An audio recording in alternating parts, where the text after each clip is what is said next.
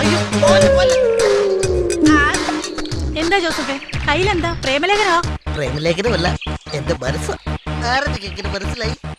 അമ്മയുടെ ഡാൻസ് ക്ലാസ്സിൽ വന്ന് ജോസഫിന്റെ ചില ഗോഷ്ഠികൾ ഞാൻ കാണുന്നുണ്ടല്ലോ. ഒന്ന് വായിക്കണേ പ്ലീസ്.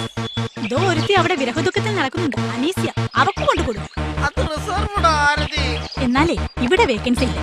എന്റെ ശരീരത്തിന് മാത്രമേ ദുഃഖങ്ങളൊക്കെ ഉള്ളൂ. പോടാ. ഞാൻ പറഞ്ഞതിനകത്ത് വല്ല തെളിവോ?